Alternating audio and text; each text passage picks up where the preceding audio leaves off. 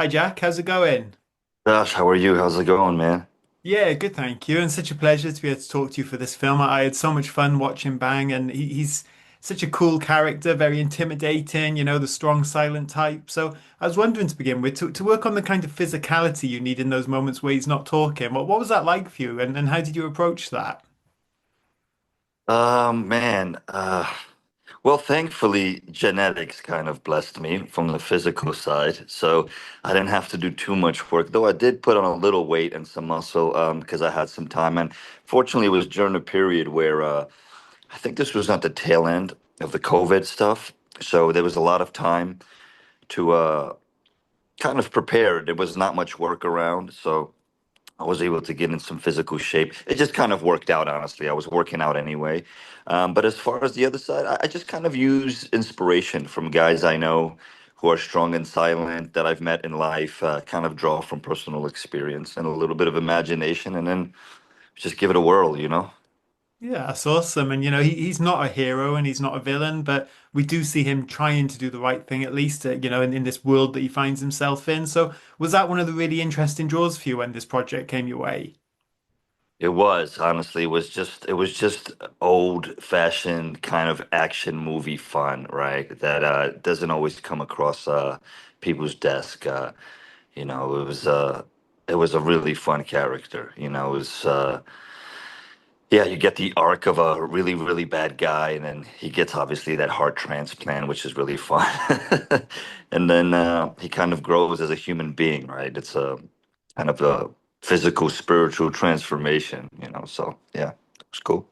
Yeah, and I think one of the best things for me is like this film just didn't go where I ever expected. It's not one of those cliched kind of revenge stories where his boss tries to have him killed and he goes after him. It's just the way the story plays out, I don't think anyone will see coming. So again, that must have been an exciting thing to explore and to do something new with this genre, which these days we don't see a lot of, I don't think. Right, right. No, I agree. I mean, listen, you read the script and you're like, wow, there's a lot of fun, gritty stuff here. Stuff that I personally like to do. And, there's also some stuff that you could lean into as an actor. There was a cool cast attached. It was in Thailand. I mean, it was just hard to say no to. And then you got, it's a team sport, right? You don't know, there's a couple of editors involved and stuff. It's you don't know how things are going to turn out always. Sometimes shift the tone of a movie shifts, but as an actor, you just kind of read the script and go, I'm gonna give this all I got. Yeah, well, it came together great, and I'm glad you mentioned the cast because one of the people you're working with, obviously a legend like Peter Weller. Did you feel you learned from him working with him, and did you guys have fun bouncing off each other? Because I love the relationship between the two characters. I did. He's a storyteller. Let me tell you, man. He'll hold you hostage, tell you all about his Italian stories. He's great, man. We talk about all his experiences as an actor in Hollywood from I think from, geez, I want to say from the 70s, 60s. Yeah. God knows, I don't want to age him too much, but yeah, man, he's a legend, man. And he was fun. He's got a great look. I mean, he's naturally intimidating as well, and fun guy to work with. Enjoyed it.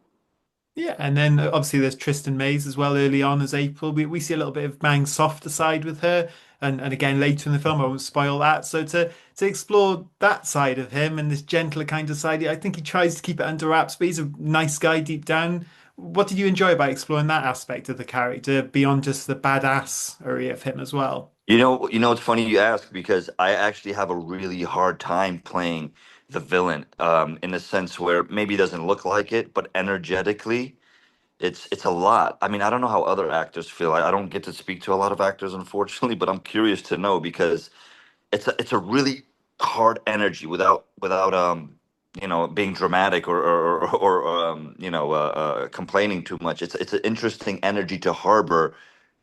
Well, one, for him it's 24/7, right? But as an actor, throughout a set day, which is 8, 9, 10, 12, 14, 15 hours, it's a specific kind of energy you have to hold. And I always find it really tiring, as opposed to not a hero per se, but someone more humanized. It's a lot more easier to connect to because the feelings and are more relatable. Does that make sense? Yeah, yeah, for sure. And he is So like, yeah, go no, go ahead. Sorry.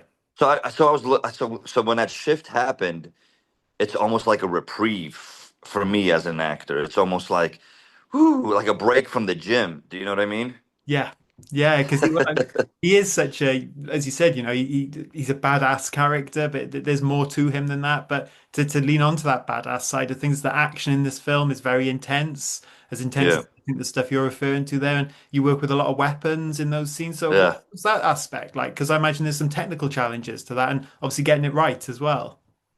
Yeah. Action is very much like a really choreographed dance. Even harder. I mean, it's very specific. It's not like, oh, can you? I mean, look, if you can fight in real life and you can work with weapons, that's definitely a plus. Like I can do a little bit of fighting, and I've got a lot of weapons experience. I've had a little bit of military background, and I've been doing this for a while. These kind of films. So it helps, but it's not what people think, it's a whole different kind of punching, it's a whole different kind of shooting. It's all about the camera. It's all about how it looks at the end of the day on camera, not if you're good at it. Just because like just because you can shoot straight or really well doesn't matter if it's not reading on camera. You have to adjust. It might feel unnatural. So there's a kind of a you got to bridge the gap kind of between reality and authenticity and what's right for the camera. But yeah, that's the tough job, man, because you do a lot of the fighting over and over and over. You'll break and jam a finger or twist a finger or wrist, and that happens all the time. And you just gotta keep it pushing. Yeah, and then at the same time, I know you mentioned shooting in Thailand, and I know a lot of film was done in Bangkok. Was that quite Yeah. challenging? Obviously, the heat and the kind of conditions that you found there, or did it not so No, much? it was awesome. It was awesome. If it wasn't 2 lifetimes away, I might even move there. But What it's was it you enjoyed so much about it? Because I know it's a beautiful country. My sister lived there for a few years, and yeah, stunning, not been, but stunning place. Hey, listen, anytime this job takes me anywhere, it's a blessing. I love it. Experience a different culture, very different from Detroit where I'm at. So, Yeah. uh, uh, the people were great. They're laid back, super friendly, super kind, great crew. It was just it was just a great time, honestly. The director was great. All of his crew were so accommodating, friendly, and they just knew what to do. And it was a good time. I mean, there was no ego. It was just a really well put together and good energy on set. That's all I can say. Oh, that's awesome. And to go back to that relationship between Bang and Morgan, obviously Peter's character, I'm curious how you perceive that because I think in some ways you could look at it that Morgan uses him almost just as a weapon. Then there's a little bit of father-son dynamic. Obviously, his son is thrown in the mix, bit of a rivalry there. So, did that affect how you played it, or did you lean more on the script for to really rely on how their relationship was? No, I think I rely on the script. As an actor, I really rely on the script more so than anything. I try to put the story first and see where we're starting and where we have to end up, right? So, uh, yeah, I mean, look, that was a fun part too. It's kind of very universal how I mean, this is very exaggerated in a sense. Like when you outgrow your friends, right? You sometimes have to leave some people behind, and it's some people can't accept it.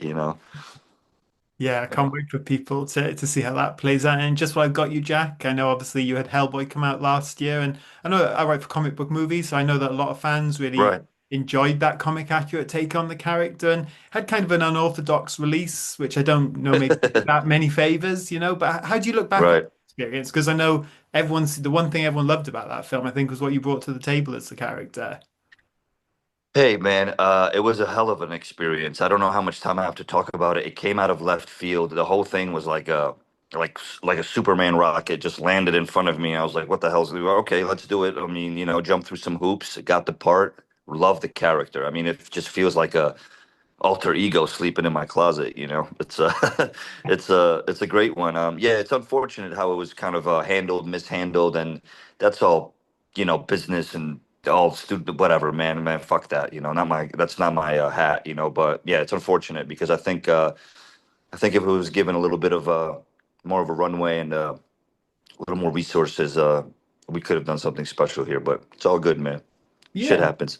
Yeah, well, I completely agree with you. But would if the call came to a turn down the line, do you think you'd consider it? I know it's a lot of prosthetic. Absolutely. Yeah. Absolutely. You know why? Because now I know in the beginning, I've never done anything like this. I mean, I've done a prosthetic here and there, but it's like a 1 day, 2 day, 3 day thing for most actors. It's not a day-to-day thing. It was really challenging, but I know how to put my mind at ease now wearing that. I know what it feels like. I know what I have to do. There's no mixed expectation, so to speak. So I know what to do with it, and we would tweak some stuff. I know how to handle it a little bit more. Yeah, I think I would. I'll definitely pick up that call and fucking crush it is what I'd do. Yeah, fuck yeah. And another just quickly, another comic book role of yours, Black Tom Cassidy. That was a really fun one in Deadpool too. Did you ever expect to get the call for Deadpool and Wolverine, or did you just figure that was a one and done with how things panned out for your character? That was another one, man, where that's such a big world, and especially at that time where Deadpool was expanding, that stuff changes all the time.